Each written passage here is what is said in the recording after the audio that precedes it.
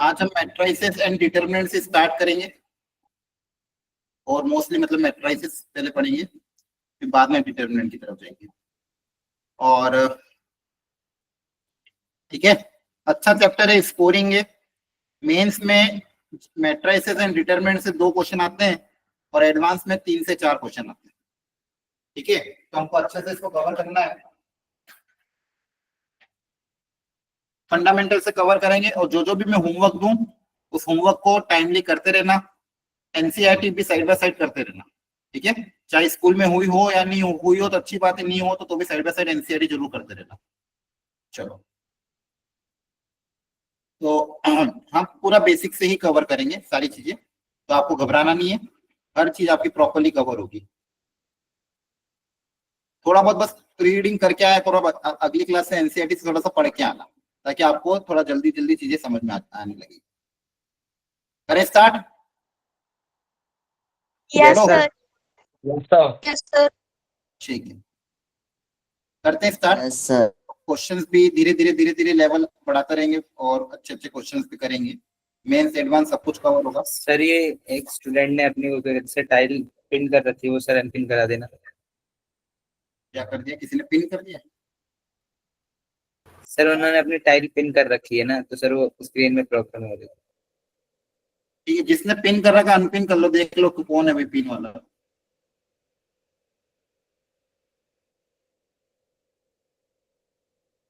किसने कर रखी है? सिर्फ जतिन नाम है।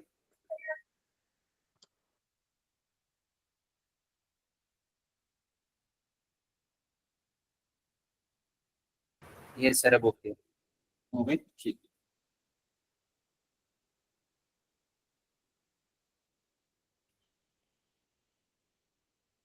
ओके बच्चों, देखो ये मैट्रिसेस जो चैप्टर है ये है क्या, पहले इसको समझता है। एक मिनट,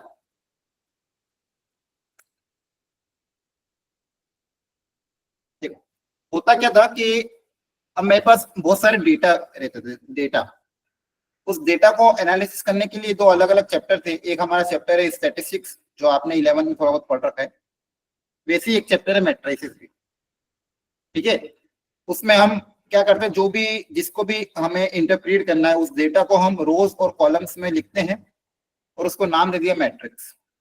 फिर उसको लिखने के बाद उसके अलग उसमें पहले हम इस पूरे चैप्टर का अलजेब्रा पढ़ेंगे कि मैट्रिक्स होता क्या है, मैट्रिक्स के टाइप क्या होते हैं, कैसे 2 मैट्रिक्स को ऐड करना, सब्सट्रैक्ट करना, मल्टीप्लाई करना, स्केलर से मल्टीप्लिकेशन, और क्या क्या इनकी प्रॉपर्टीज होती है।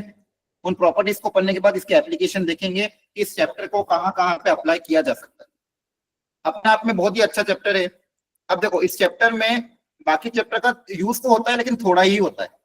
बेसिक मैथ का तो यूज होता है और ट्रिग्नोमेट्री तो कहीं पे भी आ सकती है, लेकिन फिर भी इस चैप्टर को आप अच्छे से कर सकते हो। और पैरेलली आप अगले 2 वीक पे ये चैप्टर चलेगा तो आपको पैरेलली बैकग्राउंड में क्या करना है, पुराने चैप्टर अगर टाइम मिले तो पुराने चैप्टर भी साइड बाय साइड रिवाइज करते रहना जो चैप्टर ऑलरेडी हो चुके हैं। ठीक है, चलो अब मैट्रिसेस इज नथिंग बट, देखो इसमें क्या क्या पढ़ेंगे कि मैट्रिसेस क्या होते हैं, टाइप्स ऑफ मैट्रिसेस, उनका algebra, matrices determinant relation, transpose, types of special type of matrices, adjoint inverse, elementary operation, system of linear equation. ये आपका मेंस का सिलेबस है। जेई मेंस में लगभग ये सारा है, एडवांस में 1-2 पॉइंट एक्स्ट्रा है वो बाद में कवर होगा, लेकिन मेंस और एडवांस में ऑफ कोर्स इनमें से एडवांस में भी क्वेश्चन आते हैं। एडवांस में ये तो है ही है, एक आधा पॉइंट और एक्स्ट्रा भी एडवांस में, लेकिन एडवांस में इनमें से भी क्वेश्चन बहुत सारे आते हैं। ठीक है, क्रिटिकल मोस्ट इंपोर्टेंट टॉपिक अगर इस चैप्टर से आप बोलो मेंस पॉइंट ऑफ व्यू से तो ये है algebra of matrix, transpose in property, adjoin in inverse, और एक और इसमें ऐड करूंगा system of equation. System of equation, ये कुछ 4-5 टॉपिक है जो काफी ज्यादा इंपॉर्टेंट, करना सारे ही है लेकिन इनमें का इंपॉर्टेंस ज्यादा है। जेई मेंस की वेटेज की बात करें तो अभी मैंने ऑलरेडी बता दिया आपको, जेई मेंस में इस चैप्टर से 2 क्वेश्चन आ जाते हैं, कभी एक लेकिन बहुत सी बार 2 आ जाते हैं। जेई एडवांस में 3 से 4 क्वेश्चन इस चैप्टर से आ जाते हैं। ठीक है, जेई एडवांस में 2 पेपर होते हैं, पेपर 1 पेपर 2, तो पेपर 1 पेपर 2 मिला के 3 से 4 क्वेश्चन। चलो मैट्रिसेस को डिटरमाइन करते हैं, डिस्क्राइब। तो बेसिकली क्या बोला मैंने, कोई भी डेटा को अगर आपको रोज और कॉलम की मदद से अरेंज करना है तो उसको अपन मैट्रिक्स की मदद से अरेंज कर सकते हैं, फिर बाद में उसका इंटरप्रिटेशन, उसका एप्लीकेशन देखेंगे। तो यहाँ पे स्टैंडर्ड नोटेशन क्या होता है, हमेशा मैट्रिक्स को कैपिटल लेटर से डिनोट करते हैं, क्लोज ब्रैकेट के अंदर बनाते हैं और एलिमेंट्स को रोज और कॉलम में लिखते हैं। यहाँ पे इसको मैंने डिनोट किया, A is a matrix of M cross N. M cross N इसका ऑर्डर होता है, it is nothing but the order of matrix. और कन्वेंशन क्या है, पहले आपको लिखना है एम। एम जो फर्स्ट वाला होता है वो होता है number of rows, M means number of rows और N means number of column. The m cross n is the order of the matrix. A matrix of order m cross n, जहां पे पहले लिखते नंबर ऑफ रोज फिर लिखते number of column. Rows मतलब horizontal line और column मतलब vertical line. Rows मतलब क्या होता है हॉरिजॉन्टल, कॉलम किसको बोलते हैं वर्टिकल को बोलते हैं, ठीक है। और पूरे मैट्रिक्स को जनरली हम कैपिटल लेटर से डिनोट करते हैं। मैट्रिक्स को जनरली आप किससे डिनोट करोगे, कैपिटल लेटर से। और जो अंदर एलिमेंट है ये इसके क्या है एलिमेंट्स, एलिमेंट्स को स्मॉल लेटर से इस तरह से डिनोट करते हैं ए आई जे के फॉर्मेट में। ये अंदर वाले एलिमेंट्स है, ये आपका पूरा मैट्रिक्स है। इस मैट्रिक्स में एम रो है और एन क्या है कॉलम है। एम रो है और एन क्या है कॉलम है। एग्जांपल के तौर पे अगर मान लो मैं कोई मैट्रिक्स लिखूं ए इक्वल टू 1 2 3 7 8 9, तो यहाँ पे आप क्लियरली देख पाओगे कितनी रो है, हॉरिजॉन्टल कितनी है, नंबर ऑफ रोज बताओ। 2 rows 3 कॉलम 3। इसका ऑर्डर हो जाएगा 2 क्रॉस 3। इसका ऑर्डर क्या हो जाएगा 2 क्रॉस 3। 2 by इस 3। तरह से आपको इसको समझना है कि इस मैट्रिक्स में अगर आप क्लियरली देखोगे यहाँ पे नंबर ऑफ रोज और नंबर ऑफ कॉलम इस तरह से मैंने डिस्क्राइब कर दी, ठीक है। अब यहाँ पे देखो एलिमेंट किस तरह से डिस्क्राइब है। एलिमेंट में भी पहले रो लिख रहे हैं, बाद में क्या लिख रहे हैं कॉलम लिख रहे हैं। पहले रो बाद में क्या लिख रहे हैं कॉलम। इसको मैं वापस अच्छे से डिस्क्राइब करता हूँ। मान लो कोई मैट्रिक्स मुझे बनाना है ऑफ ऑर्डर 3 क्रॉस 3। 3 क्रॉस 3 का मतलब क्या है कि 3 रो और 3 कॉलम बनानी है। 3 रो और 3 कॉलम बनानी है, तो उसके अंदर एलिमेंट कैसे डिनोट करोगे, ये सब देखो 9 एलिमेंट आएंगे, 3 रो और 3 कॉलम। 3 रो 3 कॉलम के टोटल 9 एलिमेंट होंगे। और एलिमेंट को डिनोट कैसे करेंगे, सबसे पहले ये जो पहला एलिमेंट है ये फर्स्ट रो और फर्स्ट कॉलम में आ रहा है, इसको लिखेंगे A11।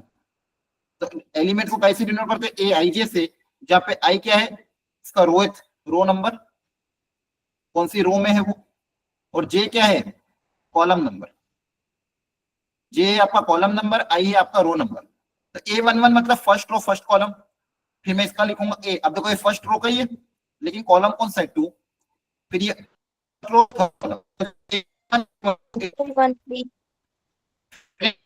सर वॉइस ब्रेक हो रही है। आपकी वॉइस ब्रेक होती है। स्क्रीन भी विजिबल है, स्क्रीन विजिबल नहीं है। Screen not visible.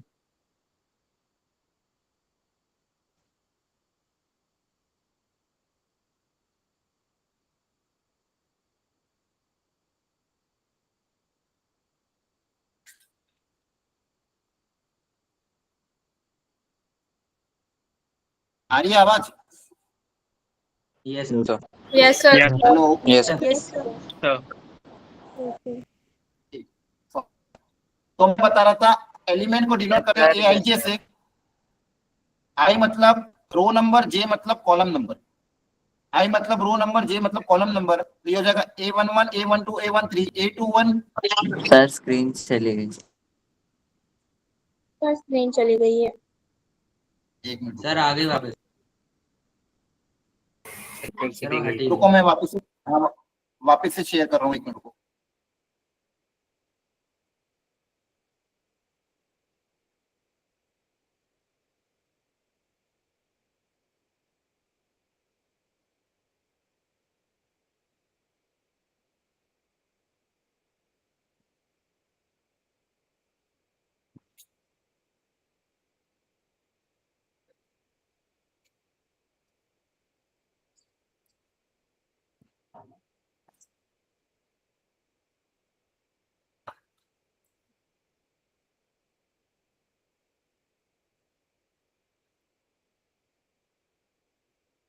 चलो फिर से करते हैं। इनकेस अगर आवाज ब्रेक हो फिर से तो बता देना।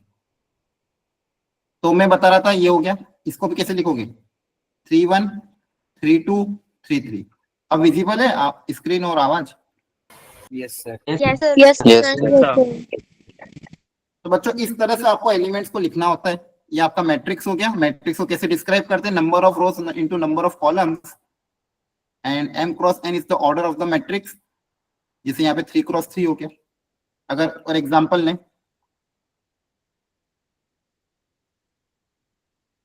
बताओ एक में ये 2 3 1 5 इसका क्या ऑर्डर है? Sir, 1 cross 5. Sir, 1 cross 4. Sir, 1 into 3. Sir, one. Sir, 1 cross 4. 1 1 cross 1 into 4. 1 into 1.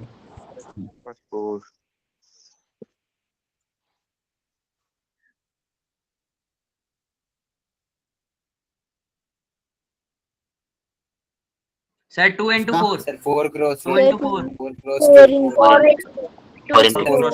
into 4 into 4 4 into 4 into 2. ठीक है, Sir, इसे 4 cross बोलेंगे into बोलेंगे. ओके, क्रॉस बोलेंगे, ठीक है, Yes, sir. क्रॉस बोलना, 4 क्रॉस 2 इंटू नहीं।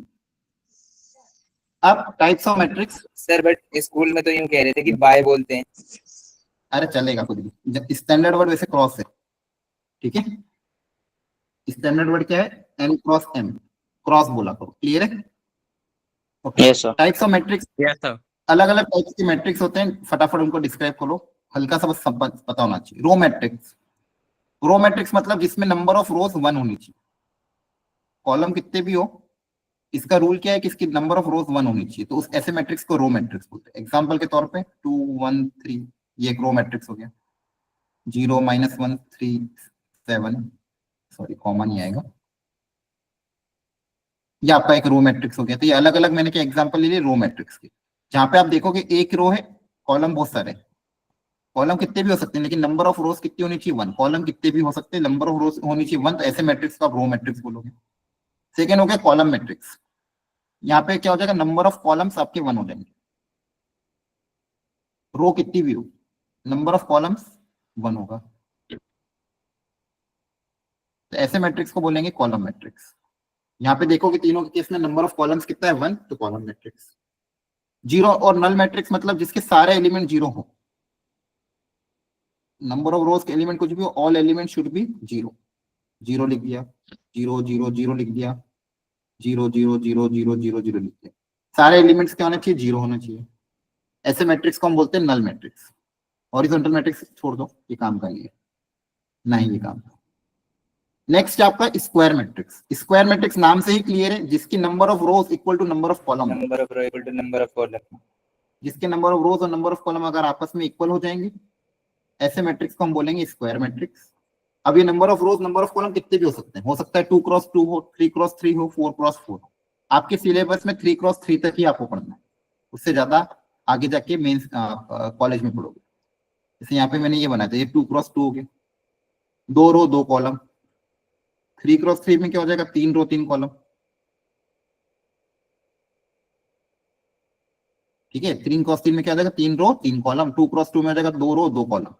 तो ऐसे मैट्रिक्स जिसमें number of rows equal to number of columns हो, इसको बोलते हैं स्क्वायर मैट्रिक्स। और ये इसी को हमको डिटेल में देखना है, बाकी सब तो कुछ आएंगे नहीं, स्क्वायर मैट्रिक्स के बारे में ही हम सब कुछ डिटेल में देखेंगे। और आगे जाके ये भी देखो कि डिटर्मिनेंट भी सिर्फ स्क्वायर मैट्रिक्स का ही निकाल सकते हैं, सबका डिटर्मिनेंट नहीं निकाल सकते, सिर्फ स्क्वायर मैट्रिक्स का डिटर्मिनेंट निकाल सकते हैं, ठीक है।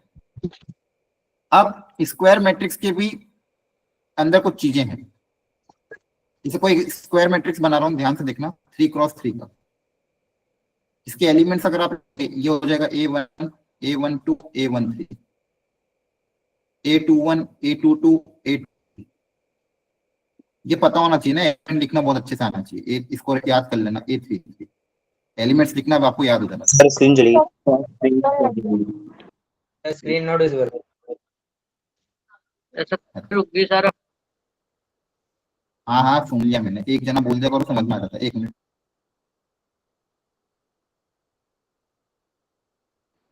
Sir, visible.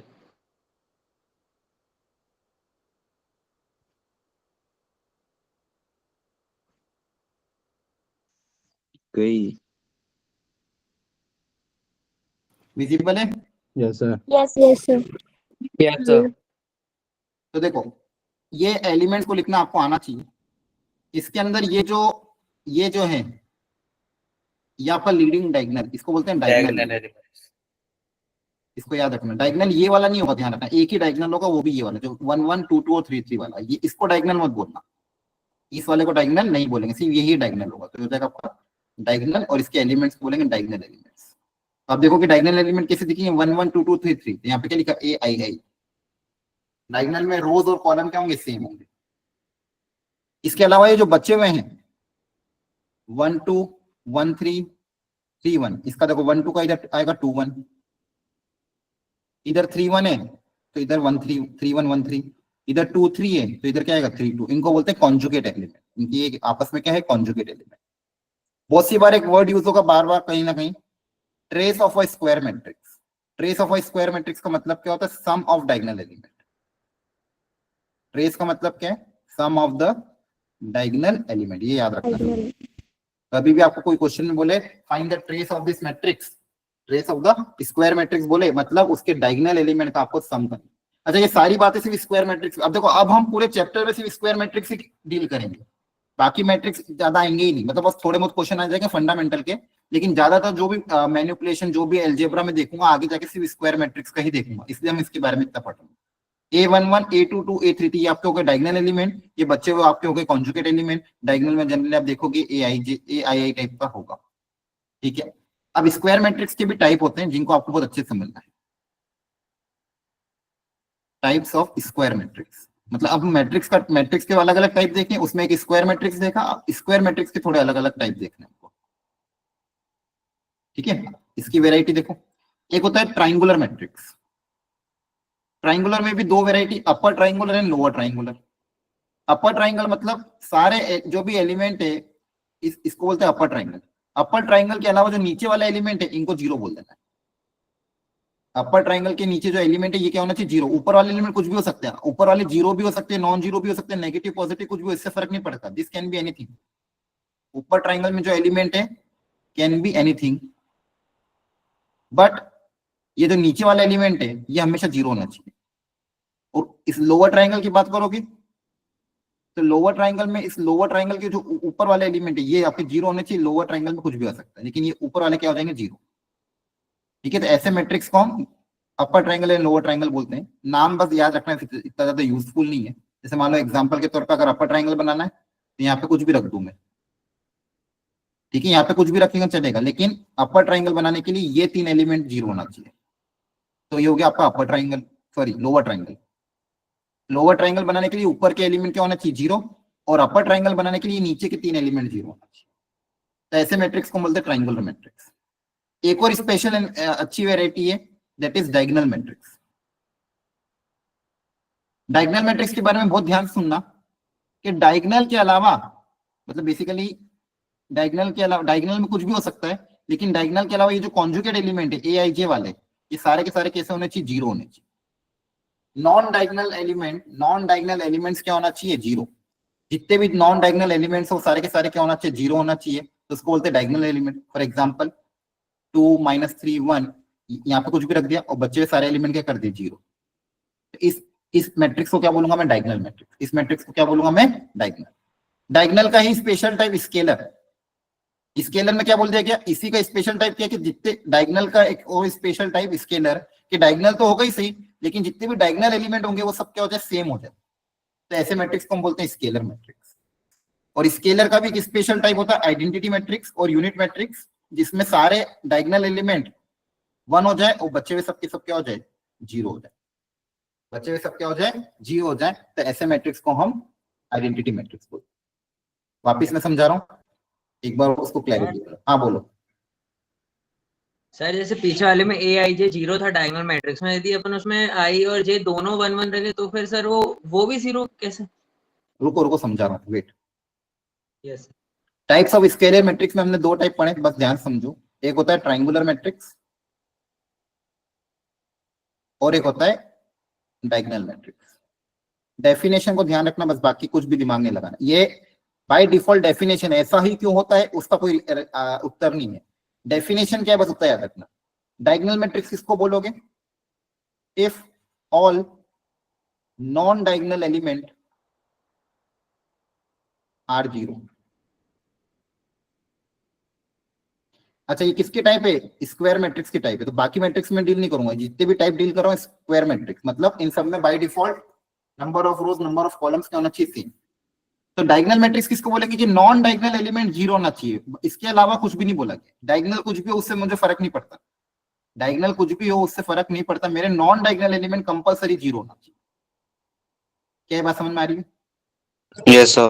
पॉजिटिव भी हो सकता है, नेगेटिव भी हो सकता है, जीरो भी हो सकता है, कुछ भी हो सकता है, लेकिन डायगोनल नॉन डायगोनल एलिमेंट आपकी क्या होना चाहिए? जीरो होना चाहिए, डायगोनल मैट्रिक्स होता है। इसी का special type scalar matrix.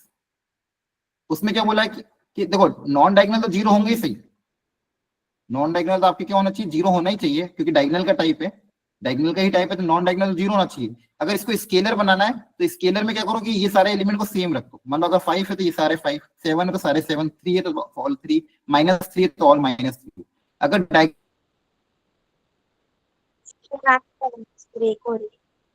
Element same है और नॉन डायगोनल एलिमेंट जीरो हो जाए तो ऐसे मैट्रिक्स को बोलते हैं स्केलर। और आइडेंटिटी मैट्रिक्स, अगर सारे डायगोनल एलिमेंट 1 हो जाए और नॉन डायगोनल जीरो हो जाए तो इसको बोलते हैं आइडेंटिटी मैट्रिक्स, इसको बोलते हैं आइडेंटिटी मैट्रिक्स। और ट्राइंगल में भी आप ऑलरेडी आपको मैंने बता दिया upper triangle and lower triangle. Upper में क्या करोगे?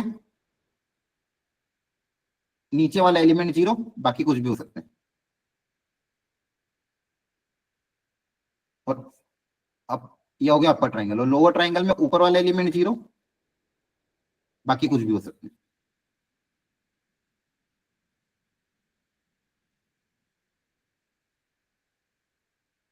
क्लियर हुआ? बोलो। Yes sir. Yes, yes sir. Sir. Yes, sir. Yes sir. Yes, sir. Algebra of matrix. अब एल्जेब्रा मतलब कैसे दो को ऐड करें, कैसे दो को सब्सट्रैक्ट करें, कैसे दो को मल्टीप्लाई करें। एडिशन और सब्ट्रैक्शन में तो सिंपल रूल है कि अगर किसी दो मैट्रिक्स को आपको ऐड या सब्सट्रैक्ट करना है तो उसके लिए पहला रूल क्या होना चाहिए? कि पहले दोनों का ऑर्डर सेम होना चाहिए। तो ऐड एंड सब्सट्रैक्ट, दो या दो से ज्यादा मैट्रिक्स को ऐड और सब्सट्रैक्ट करना है, ऑर्डर शुड बी सेम। मतलब अगर मैं बात कर रहा हूं कि A matrix plus B matrix, इनको अगर मैं ऐड कर रहा हूं तो इसका ऑर्डर और इसका ऑर्डर क्या होना चाहिए? सेम होना चाहिए। ऑर्डर अलग अलग नहीं होना चाहिए। अलग अलग ऑर्डर के मैट्रिक्स को आप ऐड या सब्सट्रैक्ट नहीं कर सकते। जैसे अगर इसका ऑर्डर है m क्रॉस n, तो इसका भी ऑर्डर क्या होना चाहिए? m cross n। तभी हम ऐड कर पाएंगे, तभी हम सब्सट्रैक्ट कर पाएंगे, अदरवाइज नहीं कर पाएंगे। और ऐड सब्सट्रैक्ट कैसे करना है? एकदम सिंपल लॉजिक, करस्पॉन्डिंग एलिमेंट्स को आपस में ऐड कर दो। जैसे मान लो 2 1 7 8 3 5 4, कुछ भी ले लो, 2 6 9 0 1 2, इनको ऐड करना तो लॉजिकली कोई भी ऐड कर देगा। ऐड करना तो सिंपल लॉजिक है, करस्पॉन्डिंग एलिमेंट्स को ऐड कर दो। तो ये वाला 2 इसके करस्पॉन्डिंग 2 से ऐड होगा तो 2 + 2 4, ये वाला 1 इस 6 के साथ ऐड होगा तो हो जाएगा 7, ये वाला 7 इस 9 के साथ ऐड होगा तो ये हो जाएगा 16। इस तरह से आपको करस्पॉन्डिंग एलिमेंट्स को आपस में क्या करना है? ऐड करना। ठीक है, तो ध्यान रखना ऐड या सब्सट्रैक्ट करने के लिए दोनों मैट्रिक्स का ऑर्डर क्या होना चाहिए? सेम होना चाहिए। दोनों मैट्रिक्स का ऑर्डर क्या होना चाहिए? सेम। यहां तक समझ में आया? बोलो। Yes Yes, sir. sir. Yes, Yes, sir. Subtraction भी आसान है, करस्पॉन्डिंग एलिमेंट को सब्सट्रैक्ट करोगे तो माइनस हो जाएगा। ठीक है। To equality of the matrix. Next concept क्या? इक्वलिटी। कि दो मैट्रिक्स को इक्वल कब बोलोगे? कोई बोल रहा है कि A matrix equal to B matrix, कोई दो मैट्रिक्स इक्वल कब होंगे? उनका ऑर्डर भी होना चाहिए सेम और करस्पॉन्डिंग एलिमेंट्स भी आपस में क्या होना चाहिए? इक्वल, तभी उसको इक्वल बोलोगे। जैसे किसी ने एग्जांपल लिया 1 2 3 4 5 6 और 1 2 3 4 5 6, क्या ये इक्वल है? No, sir. No, sir. नहीं। No, अब sir. possible- Order him. No, sir. Order ही चेंज, ऑर्डर ही क्या हो गया? चेंज। क्लियर हो गया? 1 2 3 4 1 2 3 4, क्या ये इक्वल है? No, sir. No sir. No, sir. Corresponding elements, element ये वाला एलिमेंट इसके बराबर नहीं है, ये वाला एलिमेंट इसके बराबर नहीं है, इसलिए नॉट इक्वल। क्लियर है? तो दोनों चीज सेटिस्फाई होना चाहिए। दो मैट्रिक्स इक्वल कब होंगे? जब दोनों मैट्रिक्स के ऑर्डर क्या होना चाहिए? सेम, और करस्पॉन्डिंग एलिमेंट्स भी क्या होना चाहिए? इक्वल। करस्पॉन्डिंग एलिमेंट्स भी क्या होना चाहिए? इक्वल। क्लियर हो गया? बोलो। Yes, sir. Yes sir. Yes, sir. Yes, sir. चलो करो क्वेश्चन, Yes, sir. सोच समझ के करना, जल्दबाजी में आंसर मत देना, गलत हो जाएगा। अच्छे से ट्राई करो, एक्स और वाई की ऐसी वैल्यू जो पूरा सेटिस्फाई करे, ये दोनों मैट्रिक्स इक्वल हो। एक्स और वाई की वैल्यू बताओ कि ताकि both the matrix are equal. Try करो।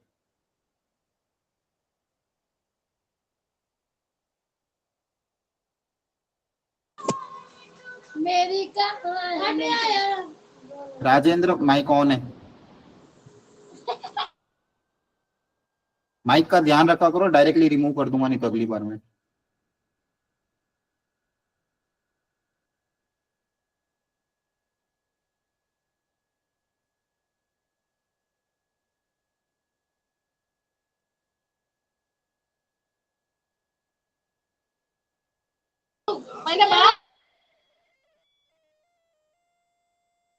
किसका था ऑन वापिस अभी? सर राजेंद्र उसी का। ठीक,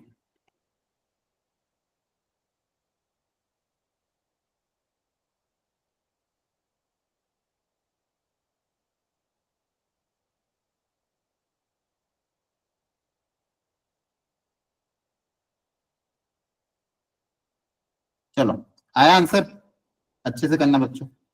x4 by 2 equal to 2 x equal to 2 और y सर y 1 2 3 आ y रहा comes to 2 है। Yes sir. तो तीनों को लोगे कि सब कुछ किसी को लोगे? नहीं सर वो देखना पड़ेगा। हाँ तो देखो, इसलिए बोला पूरा आंसर सोच समझ के बताओ। Sir, x2 y3. अच्छा, रख के क्रॉस चेक करो कि आंसर सेम आ रहा है कि नहीं आ रहा है। जो भी आंसर आ रहा है क्रॉस चेक करो।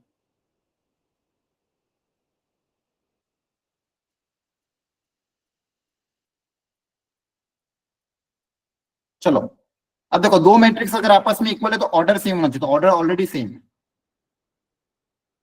ऑर्डर क्या है? सेम है, कोई दिक्कत नहीं है। अब करस्पॉन्डिंग एलिमेंट्स को इक्वेट कर दो, तो 2x प्लस 1 की वैल्यू x प्लस 3 के बराबर होनी चाहिए, तो यहाँ से आपके पास x की वैल्यू कितनी आ जाएगी? 2। अगला एलिमेंट इक्वेट yes करो, sir 3y की वैल्यू y स्क्वायर प्लस 2 के बराबर आनी चाहिए, तो यहाँ से y square minus 3y plus 1 और 2 0, यहाँ से आपके पास वैल्यू आएगी 1,2। आगे देखते हैं, आगे जीरो ऑलरेडी जीरो के बराबर है, और लास्ट चीज ये y square minus 5y equal to -6 होना चाहिए, तो यहाँ से आ जाएगा y square minus 5y plus 6 equal to 0। यहाँ से रूट्स क्या आएंगे? 2 और 3, सही है। -1 6 यस सर। अब आपको क्या Yes, लेना? sir. कॉमन, कॉमन लेना, ऐसा वाई लेना जो दोनों को सेटिस्फाई कर। दोनों में कॉमन क्या आ रहा है? 2 होगा 2 आ रहा है। 2 2 आपका yes से 2 आएगा से 2 होगा फाइनल आंसर क्या रहेगा? x की वैल्यू 2 एंड y की वैल्यू भी 2। 2 क्लियर है? yes sir yes sir. Okay sir. इन दोनों वैल्यू से सारी वैल्यू इक्वल होगी, अदरवाइज इक्वल नहीं होगी। तो आपने जो गलती करी ध्यान रखना, 3 नहीं लेंगे, ना ही 1 लेंगे, क्या लेंगे? कॉमन लेंगे। क्या समझ में आ रहा है? बोलो। yes sir yes sir. चलो इसको ट्राई करो। इस बाय क्वाड्रेटिक की ये स्पेशल टाइप मैंने आपको बेसिक मैथ में करवाई थी और क्वाड्रेटिक में भी सिखाया था। शांति से ट्राई करो, फिर आंसर लिखना।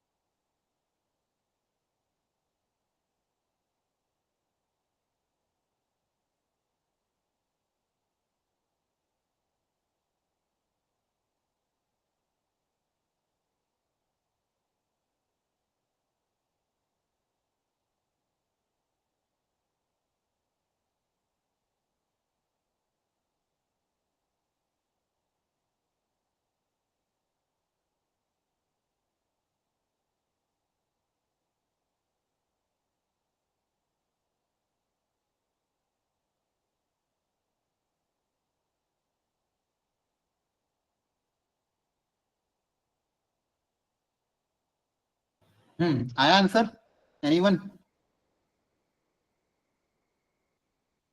जो सिखा रखी क्लास में, जल्दी करो। ट्राई कर रहे हो कि भी नहीं, कि बैठे हो? सर कर रहे ट्राई। करो।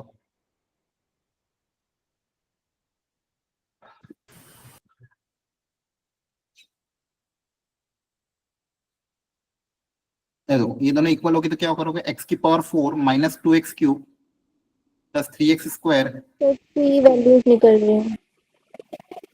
-2x + 1 = 0।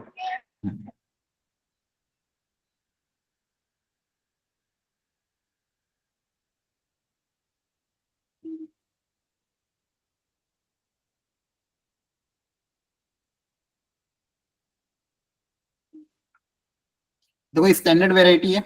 क्या ऑब्जर्वेशन किया इसमें बताओ, क्या सिखाया था? किसको याद है तो बोलो जल्दी। इस टाइप की जो बाई क्वाड्रेटिक इक्वेशन कोएफिशिएंट वाले एक साथ क्लास में सिखाई थी, ये वाली सेम इक्वेशन सिखाई थी।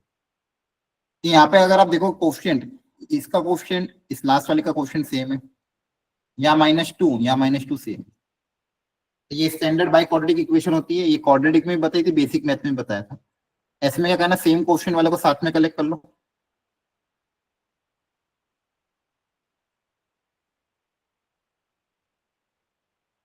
सेम कोफिशिएंट वाले को साथ में कलेक्ट कर लो, एक्स स्क्वायर का टर्म अलग हो जाएगा क्योंकि वो सिंगल बचेगा। जो सेम कोफिशिएंट थे उनको साथ में रख लिया और एक्स स्क्वायर को अलग कर दिया। इसके बाद याद करो क्या करते थे, डिवाइड बाय x स्क्वायर। पूरी इक्वेशन को एक्स स्क्वायर से डिवाइड कर दो। पूरी इक्वेशन को एक्स स्क्वायर से डिवाइड कर दोगे तो क्या आ जाएगा आपके पास, ये पहला टर्म बन जाएगा x square plus 1/x² -2 into x plus 1/x। हर टर्म को एक्स स्क्वायर से क्या कर रहे, डिवाइड कर दो, मतलब +3 = 0। पूरी इक्वेशन को एक्स स्क्वायर से डिवाइड कर दिया, ये आ गया। आपको यहाँ पे दिख गया होगा, यहाँ पे एक्स स्क्वायर प्लस 1/x², यहाँ पे एक्स प्लस 1/x है। तो क्या करते थे इसके बाद, बोलो। सर t मान लो x प्लस 1/x को t ले लेंगे। x प्लस 1/x को t मानोगे, दोनों तरफ स्क्वायरिंग करोगे, x square plus 1/x² plus 2 = t²। X square plus 1/x² की वैल्यू आ जाएगी t² -2 माइनस का 2t प्लस का 3 = 0। तो आ जाएगा t² -2t plus 1 = 0। Cross check कर लेना एक बार। तो बेसिकली ये क्या है, t -1 का होल स्क्वायर है। यहाँ से t की एक ही वैल्यू आ रही है, दैट इज 1। क्लियर हुआ यहाँ तक? Yes sir. यस बोलो। सर। Yes sir. अब t किसको माना था, x + 1/x प्लस 1/x को।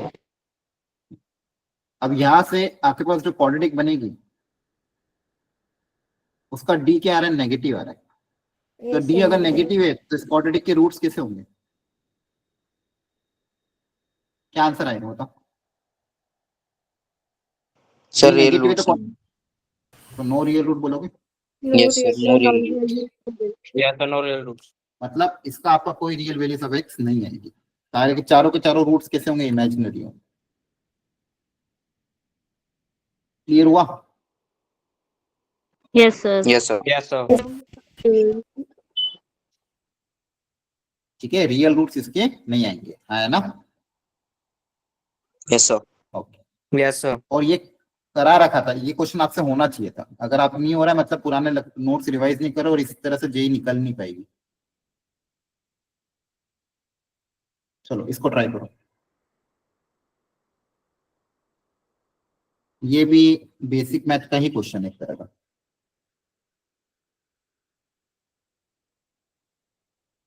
क्या रिलेशन होगा पी क्यू और आर में, इसको स्टैंडर्ड इक्वेशन में कन्वर्ट करके फिर करना है।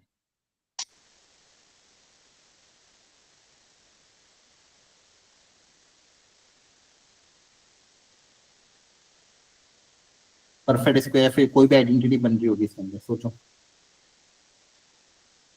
देखो ध्यान से, दो मैट्रिक्स अगर इक्वल है तो करस्पॉन्डिंग एलिमेंट्स को इक्वल कर दोगे। यस सर, कर दिया। Yes sir. अब इसमें सोचो कौन सी आइडेंटिटी बन रही है। Sir a plus B plus C का होल स्क्वायर। नहीं, वो नहीं बन रही है। उसमें 2ab का टर्म आता है, लेकिन यहाँ 2ab नहीं आएगा। देखो यहाँ पे क्या है, 2p का होल स्क्वायर प्लस 4q का होल स्क्वायर प्लस r का होल स्क्वायर, ये सब इधर आके माइनस हो जाएंगे, तो minus 2p into 4q minus 4q into r minus 2p into r, ये बन रहा है आपका, आया ना, sir yes sir. Equal to 0। ये सब इधर आ जाएंगे, इक्वल टू 0 आ जाएगा। अब आपको सोचना है कौन सी आइडेंटिटी है। अब ये बहुत स्टैंडर्ड है और ये पता होना चाहिए। आज सिखा रहा हूँ, ये बेसिक मैथ में बताया था मैंने, वो जब स्टार्टिंग में जब बेसिक मैथ की क्लासेस चलती थी। आज बता रहा हूँ, जिसको नहीं भी बताए अगली बार प्लीज ध्यान रखना। आपको अगर नहीं पता कोई बात नहीं, अगली बार इसको याद रखना। कोई बता सकता है इसमें आइडेंटिटी कौन सी लग रही, कौन सी प्रॉपर्टी यूज हो रही होगी। A square plus B square plus C square minus A B minus B C minus C है ना? क्या लग रहा है? A square plus B square plus C square minus A B minus B C minus C, ये आपका 0 के बराबर है। तो ये 0 कब होगा? इसमें एबीसी में कंडीशन क्या है, अगर ये 0 है तो। अब देखो ध्यान से, इसको लिखने का तरीका क्या है। इसको मैं ऐसा लिखूंगा, ए माइनस बी का whole square plus B minus C का whole square plus C minus A का होल स्क्वायर। अगर ये स्क्वायर ओपन किया तो क्या आएगा? देखो ए स्क्वायर 2 बार 2a square 2b square 2c square minus 2ab minus 2bc minus 2c, इसको ओपन करेंगे तो ये आएगा। तो इस पूरे को 1/2 से डिवाइड कर दो, तो आपके पास यही चीज आ जाएगी। देखो ध्यान से, ये इस येलो वाले को एक्सपांड करके तो ये रेड वाली चीज आ जाएगी। Yes sir. देखो इसको ओपन करोगे, इस ब्रैकेट्स के अंदर वाली चीज को ओपन करोगे तो 2a square plus 2b square plus 2c square minus 2ab minus 2bc minus 2ca, 2 common आएगा, कैंसिल होगा, ये ऊपर वाली चीज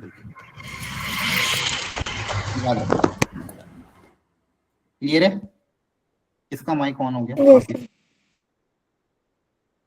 ठीक है। अब कोई भी 3 नंबर का स्क्वायर का सम 0 कब होगा? अब देखो किसी भी नंबर का स्क्वायर हमेशा 0 से बड़ा ही होता है सर जब Yes, सारे sir. इक्वल होंगे।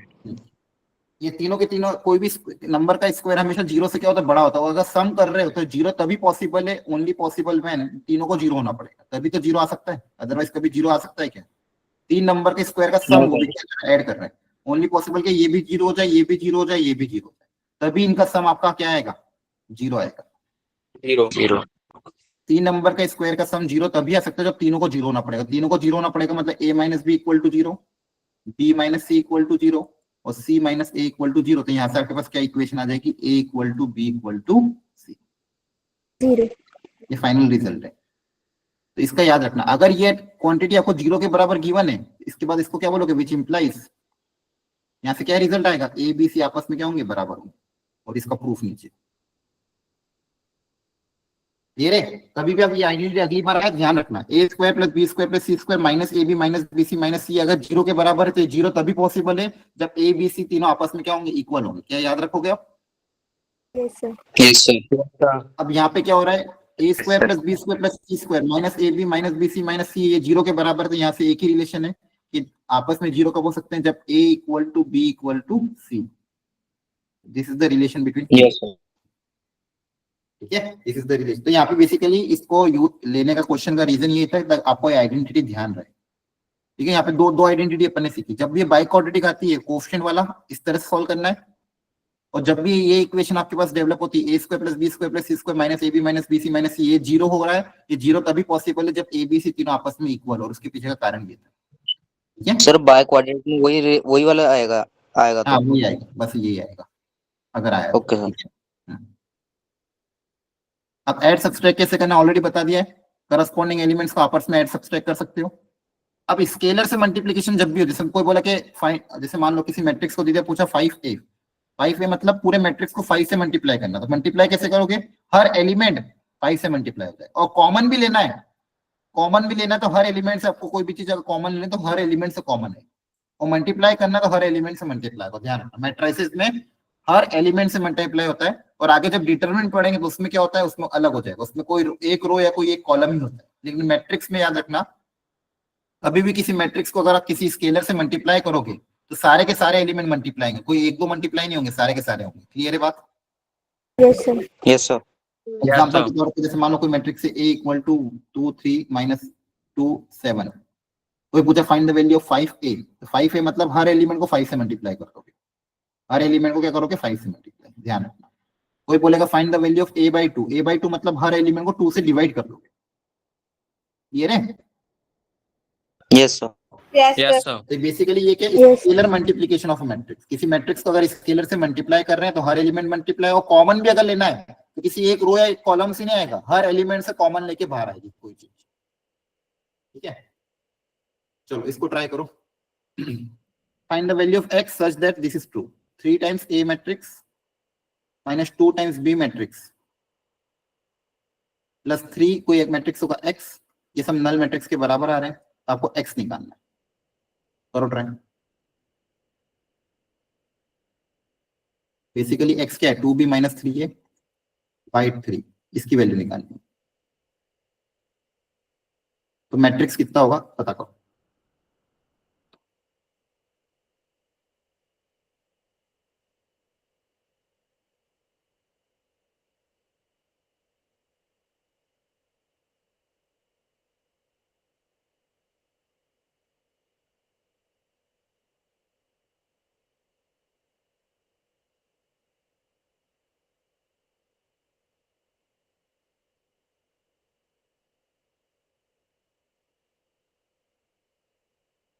सर 23/3 -3 7/3 और 10/3। यस सर, सेम आ रहा है। सर कोई रो के रिस्पेक्ट में।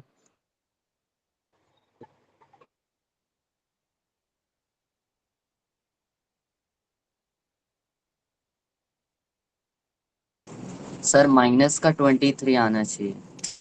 ये देख लो एक बार, twice of b, twice of b मतलब b को से मल्टीप्लाई कर दोगे, माइनस थ्राइस ऑफ a को 3 से मल्टीप्लाई कर दोगे। एक बार कैलकुलेशन मेरी देख लेना और क्लोज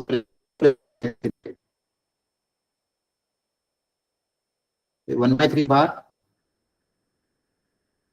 बेसिकली इसको भी मैट्रिक्स ही लिख सकते हो क्योंकि ये तो मैट्रिक्स ही पूरा।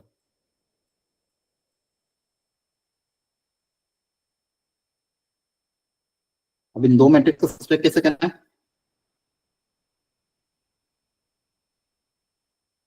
देखो -8 -15 ये हो जाएगा -23, 6 + 3 9, 2 - 9 -7 -4 -10, और 1/3 बाहर ही रहने दो चलेगा, ये आपका एक्स मैट्रिक्स। क्लियर हुआ? बोलो। और इस 1/3 को भी अगर भेजना है अंदर तो हर एलिमेंट 1/3 से डिवाइड हो जाएगा। माइनस हो जाएगा। क्लियर हो गया? Yes sir. यस सर, यही आ रही है। यस सर, यही आ रहा है। यस सर यही आ रहा है। यही आ रहा है। सर एक बार लास्ट वाला प्रोसेस करिएगा फिर से। हाँ, यहाँ पे क्या था, x निकालना था तो आपने पहले x को अलग कर लिया, तो आप चाहो तो एक एक करके भी निकाल सकते हो। 3a - 2b सर मैंने 3A 3B करके निकाला तो आंसर अलग आ रहा है। नहीं, आपने कैलकुलेशन एरर करा होगा, आंसर कभी गलत नहीं आएगा। अपनी कैलकुलेशन वापस चेक करना, ठीक है? आंसर चाहे कोई भी मेथड, अगर पहले से वैल्यू रखोगे तो भी आंसर सेम आएगा। देखो यहाँ पे पहले से वैल्यू रखोगे तो भी आंसर सेम आएगा, खत्म नहीं आएगा। क्लियर है? तो कैलकुलेशन एक बार चेक करो। अब मल्टीप्लिकेशन ऑफ टू मैट्रिक्स, इस कॉन्सेप्ट को ध्यान से समझना। दो मैट्रिक्स को मल्टीप्लाई करने के लिए एक इंपॉर्टेंट रूल सेटिस्फाई होना बहुत जरूरी है। सर स्क्रीन चले गई। Screen not sir visible. Screen screen not visible. हाँ, एक मिनट रुको, वापिस कर रहा हूँ। सर आ गई।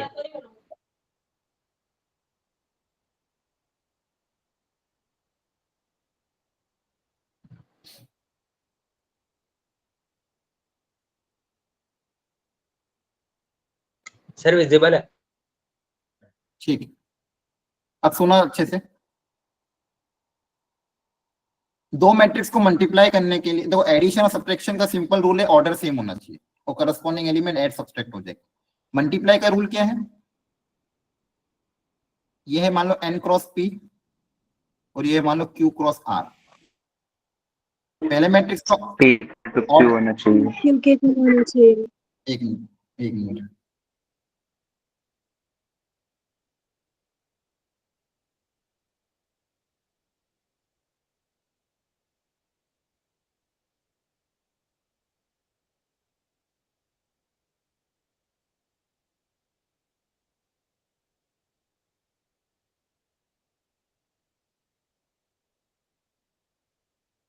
दिख screen?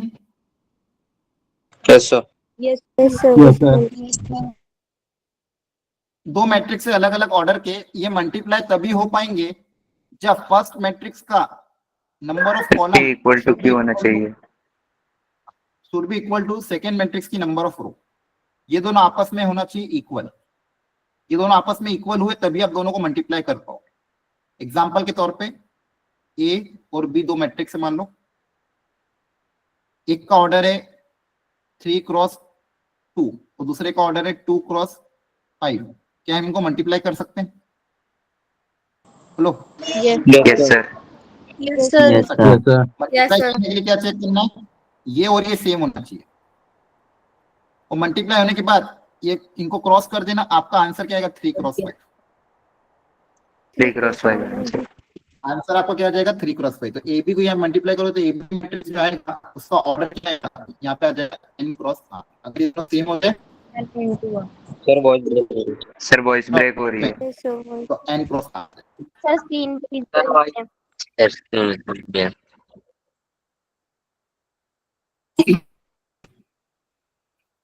Sir screen visible. Sir हो गई विजिबल। आज के लिए सॉरी, कल मैं इसको सॉर्ट कर दूंगा, ठीक है? आज एडजस्ट कर लो बस। यहाँ तक समझ में आया? Yes sir. Yes, sir. Yes, sir. Yes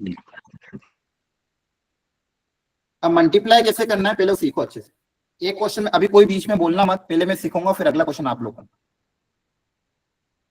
जैसे यहाँ पे पहला मैट्रिक्स के 2 3 4 1 2 3, इसको मल्टीप्लाई करना है मान लो इसके साथ 1 2 0 0 1 1 1 1 माइनस 1 2 2 3। पहले तो बताओ क्या ये मल्टीप्लाई हो पाएंगे कि नहीं हो पाएंगे? हो जाएंगे सर। Yes, sir. हो पाएंगे। सर हो जाएंगे। हो जाएंगे। ये 3 और ये 3 सेम है।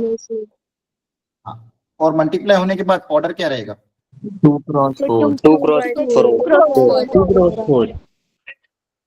अब सुनना ध्यान से, 2 क्रॉस 4 रहेगा ऑर्डर। अब पहले 2 क्रॉस 4 का एलिमेंट्स लिख दो हमेशा। अभी स्टार्टिंग में प्रैक्टिस ऐसे ही करना, फिर बाद में जल्दी जल्दी कर लेना। 2 क्रॉस 4 मतलब 2 रो और 4 कॉलम। तो 2 रो हो गई, रो में 1 और कॉलम 4 है, तो A11 A12 A13 A14 4 column होगा। A21 A22 A23 A24 ये आपके 2 और 4 कॉलम रहेंगे। अब हर एलिमेंट को निकालना कैसे होता है? A11 का मतलब पहले मैट्रिक्स की फर्स्ट रो और दूसरे मैट्रिक्स की फर्स्ट रो।